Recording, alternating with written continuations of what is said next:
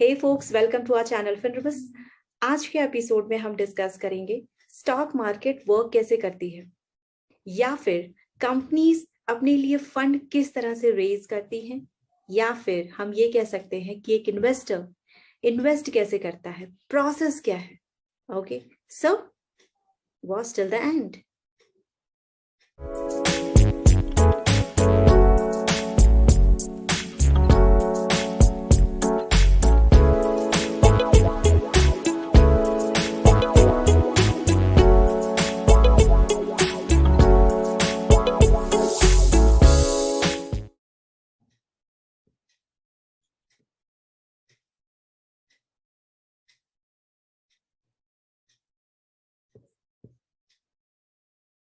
Stock market कैसे काम करता है, या फिर हम ये कहें कि कंपनीज अपने लिए फंड कैसे रेज करती हैं, या फिर हम ये कहें कि इन्वेस्टर्स अपने लिए वेल्थ कैसे क्रिएट करते हैं, अपने लिए कंपाउंडिंग इफेक्ट कैसे सर्च करते हैं, या फिर क्या प्रोसेस है इन्वेस्ट करने का।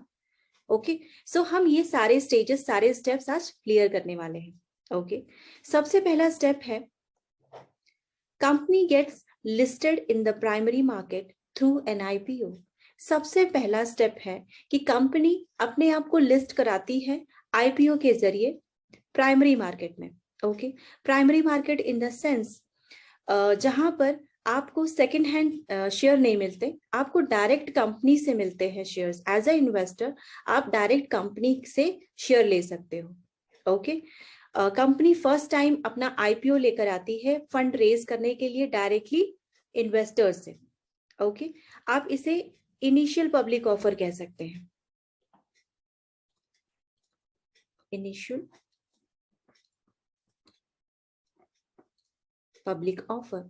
ओके, इनिशियल पब्लिक ऑफर के थ्रू कंपनीज अपने लिए फंड रेज करती हैं। ओके, अच्छा, ये आईपीओ लिस्ट होने के पहले होता है। ओके, इसमें बहुत सारे एप्लीकेंट अप्लाई करते हैं और इसकी अपनी अलग अलग कंडीशन होती है। ये नहीं होता है कि जितने भी एप्लीकेंट्स ने अप्लाई किया है सभी को शेयर्स अलॉट हो ही जाएं। ओके, ऐसा नहीं होता, इनकी अपने मेथड्स होते हैं। फॉर एग्जांपल जैसे प्रोरेटा अलॉटमेंट होता है, या फिर लॉटरी मेथड होता है, या फिर फर्स्ट इन फर्स्ट सर्विस होता है। ओके, ऐसे अलग अलग मेथड्स होते हैं जिसके थ्रू अलॉटमेंट होते हैं शेयर्स के। डिपेंड कि वो कंपनी किस मेथड को अडॉप्ट करे और किस प्रोसेस के थ्रू वो शेयर अलॉट करे। ओके, और ये भी डिपेंड करता है कितने नंबर ऑफ एप्लीकेंट आए हैं उस पर्टिकुलर आईपीओ में। ओके, नंबर ऑफ एप्लीकेंट पे के बेसिस पर डिपेंड करता है कि वो कौन सा मेथड अडॉप्ट करेंगी। फॉर एग्जांपल सपोज अगर हमारे आईपीओ में 10 शेयर ही इशू हो सकते हैं। ओके, एग्जाम्पल है। ओके 10 शेयर ही इशू हो सकते हैं, तो और अगर एप्लीकेंट आए हैं 100, तो सभी को तो नहीं मिल सकते हैं ना शेयर। 10 शेयर 100 में कैसे डिवाइड होंगे, unless and until companies pro rata allotment system adopt करे या लॉटरी मेथड अडॉप्ट करे। ओके, या फर्स्ट एंड फर्स्ट सर्विस वाला मेथड अडॉप्ट करें। Okay, depends. सो अगर एप्लीकेंट्स ज्यादा हैं तो उससे क्या होगा, ओवर सब्सक्राइब्ड होगा, अंडर सब्सक्राइब्ड होगा। सो इस बेसिस पे कंपनीज मेथड चूज करती हैं और अकॉर्डिंगली शेयर अलॉट किए जाते हैं। ओके, अच्छा, इन सारे मेथड्स को अडॉप्ट करके उसके बाद क्या होता है, डिस्ट्रीब्यूशन होता है सेकेंडरी मार्केट में, कि हाँ चलो ठीक है, इन सबको जो है डिस्ट्रीब्यूट हो गया, शेयर सारे एप्लीकेंट्स को मिल गए। फिर ये जरूरी नहीं है कि जिस प्राइस पे आपने बाय किया है शेयर भी उसी प्राइस पे ओपन होगा और मार्केट खुलते ही आपको अच्छा सा चंक मिल जाएगा और प्रॉफिट स्विंग करके ऊपर चली जाएगी। ऐसा जरूरी नहीं है। बहुत बार ऐसा होता है कि वैल्यूएशन के टाइम पे बिल्डिंग प्रोसेस के इशू में ओवर वैल्यूड होती है कंपनीज की प्राइसेस।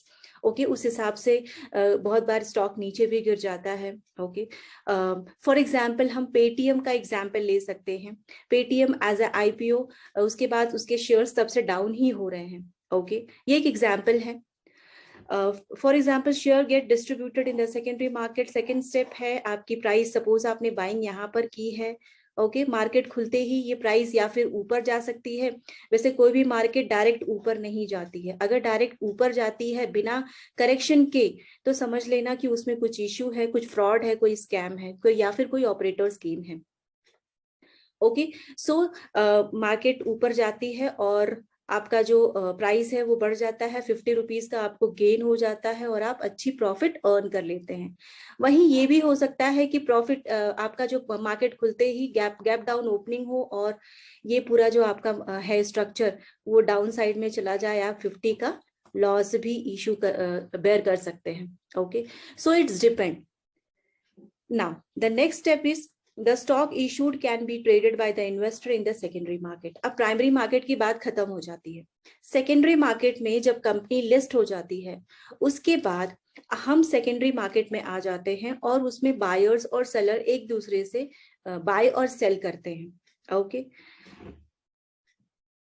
वहां पर बायर भी और सेलर भी होता है।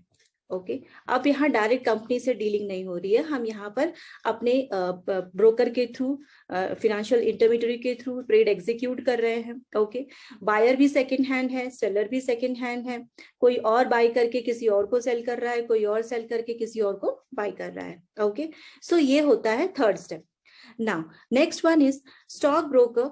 Stock broker and brokerage firm are entities registered with stock exchange which offers you to buy particular shares at set price. Okay means आपने जब भी ट्रांजैक्शन एग्जीक्यूट करने का सोचा होगा या फिर आपने सबसे पहली बात तो फंडामेंटल एनालिसिस की होगी।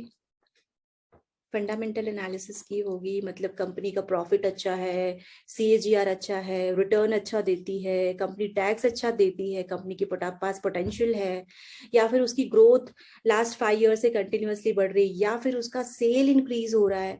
ओके बहुत सारे फंडामेंटल एनालिसिस किए हैं आपने, या फिर कंपनी के बारे में स्पेसिफिक न्यूज है। ओके या फिर आपने टेक्निकल एनालिसिस किया है,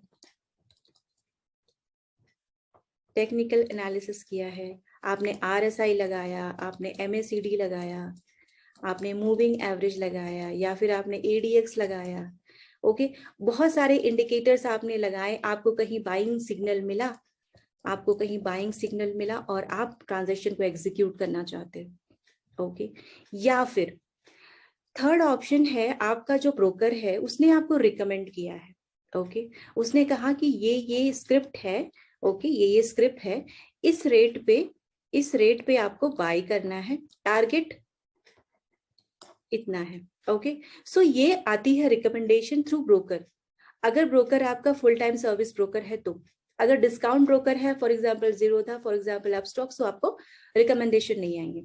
सो ये 3 ऑप्शन हो सकते हैं आपके पास किसी भी ट्रांजैक्शन को एग्जीक्यूट करने की। तो आपको चलो सपोज फॉर एग्जांपल आपने फंडामेंटल एनालिसिस कर लिया, या फिर टेक्निकल एनालिसिस कर लिया, या फिर बाइंग रिकमेंडेशन भी अडॉप्ट कर लिया, आपने एक पर्टिकुलर स्टॉक को चूज किया है, आपने बाय किया, अपना ऑर्डर प्लेस कर दिया। ओके अब ऐसा नहीं है कि आपने ऑर्डर प्लेस किया है और तुरंत एग्जीक्यूट हो जाएगा, आपके डीमेट अकाउंट में आ जाएगा। थ्रू ब्रोकर पहले आपके बाइंग प्राइस के हिसाब से जो आपका ब्रोकर है वो सेलर सर्च करेगा। ओके सेलर सर्च करेगा और आपके प्राइस को मैच करता हुआ अगर सेलर उसे मिल गया, आपका ट्रांजैक्शन एग्जीक्यूट हो जाएगा। ओके नेक्स्ट, अब आपका ब्रोकर क्या करेगा, उसको एक्सचेंज में जाएगा, आपका प्रोसेस जो है एक्सचेंज में जाएगा, उसके बाद आपका अकॉर्डिंग टू सेलर आपके बाइंग प्राइस के हिसाब से सेलर ढूंढेगा वो। अब उसे सेलर मिल भी जाता है, ओके आपका ट्रांजैक्शन एग्जीक्यूट हो जाता है। लेकिन इसका मतलब ये बिल्कुल भी नहीं है कि आपने आज ट्रांजैक्शन एग्जीक्यूट किया और फिर आज ही आपको आपके शेयर्स डीमेट अकाउंट में क्रेडिट हुए मिले, ऐसा नहीं होगा। सेटलमेंट टाइम होता है। सेटलमेंट टाइम जैसे प्रीवियस एपिसोड में भी हमने डिस्कस किया, T+2 यानी कि transaction day +2 working day.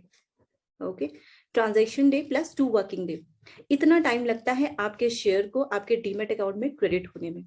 Okay उसी को सेटलमेंट कहते हैं। Share deposited in your demat account in 2 working days, 2 working days, इसमें हॉलीडेज को स्किप कर दिया गया है, ओके, जहां जब स्टॉक मार्केट ऑन हो, ओके। सो ये स्टेप होते हैं, ये प्रोसेस होते हैं किसी भी कंपनी को अपने लिए फंड रेज करने में, अपने लिए फंड रेज करने में, या फिर किसी इन्वेस्टर को किसी कंपनी में पैसा लगाने में, अपने लिए वेल्थ क्रिएट करने में, अच्छा चंक लेने में, या फिर कंपाउंडिंग इफेक्ट देखने में। In a similar pattern stock market भी इसी तरह से काम करती है। एक कंपनी किस तरह से फर्स्ट टाइम आईपीओ लाती है, फिर उसके बाद रजिस्टर होती है, लिस्टेड होती है, या फिर लिस्ट होने के पहले शेयर अलॉटमेंट किस तरह से किए जाते हैं, कौन कौन से मेथड अडॉप्ट किए जाते हैं। अच्छा, आईपीओ के बारे में इन डेप्थ डिस्कशन हम आगे आने वाले एपिसोड में करेंगे कि कैसे बुक बिल्डिंग प्रोसेस होता है, मर्चेंट बैंकर का क्या रोल होता है, अंडरराइटर का क्या रोल होता है, ये सब हम आगे आने वाले एपिसोड में डिस्कस करेंगे। अभी फॉर द टाइम बीइंग आज हमने जो प्रोसेस देखे वो एक इन्वेस्टर के लिए भी स्टेजेस सेम होते हैं, कंपनीज के लिए भी सेम होते हैं, और स्टॉक मार्केट भी सिमिलर प्रोसेस में वर्क करती है। Okay, so enough for the day. मिलते हैं नेक्स्ट एपिसोड में ऐसे ही किसी इंटरेस्टिंग टॉपिक के साथ। तब तक आप फिनरबस को लाइक, शेयर और सब्सक्राइब कर सकते हैं। Thank you so much.